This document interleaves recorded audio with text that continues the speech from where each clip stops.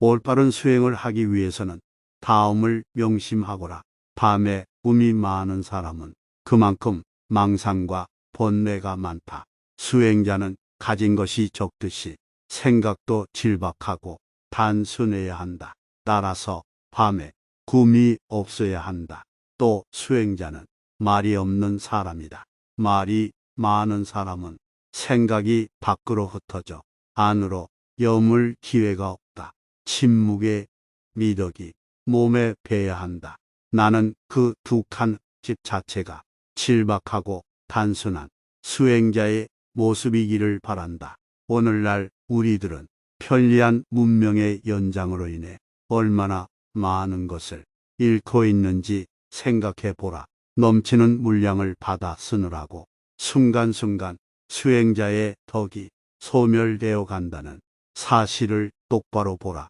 이 기회에 몇 가지 당부의 말을 전하고 싶다. 하나, 그 수행자의 집에는 아예 전기를 끌어들일 생각을 하지 말아라. 전기가 들어가면 곁들어 따라 들어가는 가전제품이 한두 가지가 아닐 것이다. 전화도 필요 없어야 한다. 편리함만을 따르면 사람이 야가 빠진다. 불편함을 이겨나가는 것이 곧 도닦는 일임을 알아라. 둘, 수도를 끌어들이지 말아라. 수도가 들어가면 먹고 마시는 일이 달아가고 자연히 사람들이 모여들게 된다. 마실 물은 바로 지척에 있는 암자의 샘에서 물병으로 길어다 쓰면 될 것이다. 그 집에는 차 외에는 마실 것도 두지 말아라. 찻잔은 3개를 넘지 않아야 한다. 많으면 그 집에 어울리지 않고 소란스러워 자의 정신이 청족에 어긋난다. 그 수행자의 거처를 서전이라고 이름 지은 것은 위치가 암자의 서쪽에 있다는 뜻도 되지만 부처님과 조사들의 청정한 생활 규범 및 설해가풍을 상징한 것이다. 그러므로 그 수행자의 집에는 여성들의 출입을 금해야 한다. 넷, 그 수행자의 집에 거처하는 사람은 반드시 새벽 3시에 일어나고 밤 10시 이전에는 눕지 말아라. 새벽 예불은 수도 생활 중에서 가장 중요한 일과이므로 반드시 이행해야 한다. 잔소리가 길어졌구나. 그러나 요즘에는 이런 잔소리하는 사람도 점점 사라져가는 세태다. 여러 가지로 불비한 여건 아래서 집 짓느라고 고생한 그 공덕은 그 집을 의지에 정진하는 수행자에게 두고두고 회양될 것이다. 집 짓는 일은 아무나 할 수 있는 일이 아니라는 것을 나도 일찍이 경험을 통해서 알고 있다. 이상의 당부한 사항을 지키는 수행자라면 우리는 한 부처님이 제자로 같은 길을 가는 길벗이 될 것이고, 그러지 못하면 스승과 제자 사이라 할지라도 뜻은 10만 8천 리가 될 것이다.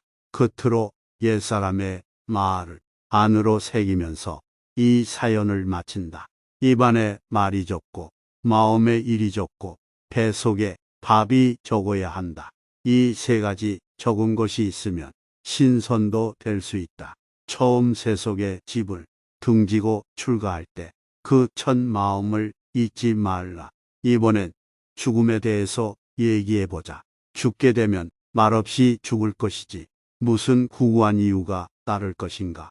스스로 목숨을 끊어 지레 죽는 사람이라면 유서라도 첨부되어야겠지만 제명대로 살만치 살다가 가는 사람에겐 그 변명이 소용될 것 같지 않다. 그리고 말이란 늘 오해를 동반하게 마련이다. 그런데 죽음은 어느 때 나를 찾아올는지 알 수 없는 일, 그 많은 교통사고와 가스 중독과 그리고 증오의 눈길이 전생의 가품으로라도 나를 쏠는지 알 수 없다. 우리가 살아가고 있다는 것이 죽음 쪽에서 보면 한 걸음 한 걸음 죽어 오고 있다는 것임을 상기할 때 사는 일은 곧 죽는 일이며 생과 사는 결코 절연된 것이 아니다. 죽음이 언제 어디서 내 이름을 부를지라도 내 하고 선뜻 털고 일어설 준비만은 되어 있어야 할 것이다. 때로는 큰 허물보다 작은 허물이 우리를 괴롭힐 때가 있다.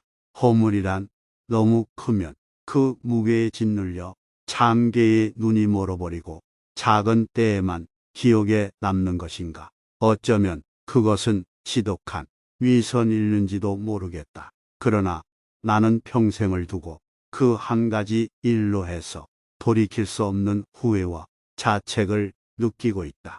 그것은 그림자처럼 따라다니면서 문득문득 나를 부끄럽고 괴롭게 했다. 내가 이 세상에 살면서 지은 허물은 헤아릴 수 없이 많다. 그 중에는 용서받기 어려운 허물도 적지 않을 것이다. 다음 세상에서는 다시는 더 이런 후회스러운 일이 되풀이되지 않기를 진심으로 빌며 참회하지 않을 수 없다. 내가 살아생전에 받았던 배신이나 모함도 그때 한 인간의 순박한 선의지를 저버린 과보라 생각하면 능히 견딜 만한 것이다. 날카로운 면도날은 밟고 가기 어렵나니 현자가 이르기를 구원을 얻는 길 또한 이같이 어려우니라. 오파니샤드의 이 말씀을 충분히 이해할 것 같다. 생명의 기능이 나가버린 육신은 보기 흉하고 이웃에게 짐이 될 것이므로 조금도 지체할 것 없이 없애주었으면 고맙겠다.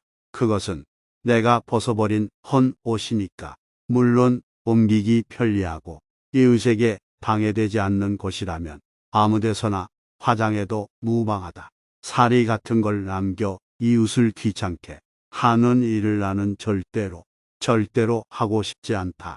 육신을 버린 후에는 홀홀 날아서 가고 싶은 곳이 꼭 한 군데 있다. 어린 왕자가 사는 별나라. 의자의 위치만 옮겨 놓으면 하루에도 해 지는 광경을 몇 번이고 볼 수 있다는 아주 조그만 그 별나라. 가장 중요한 것은 마음으로 보아야 한다는 것을 안 왕자는 지금쯤 장미와 사이좋게 지내고 있을까? 그 나라에는 귀찮은 입국 사정 같은 것도 필요 없을 것이므로 가 보고 싶다. 그리고 내 생에도 다시 한반도에 태어나고 싶다. 누가 뭐라 한데도 모국어에 대한 애착 때문에 나는 이 나라를 버릴 수 없다. 다시 출가 사문이 되어 금생에 못다한 일들을 하고 싶다.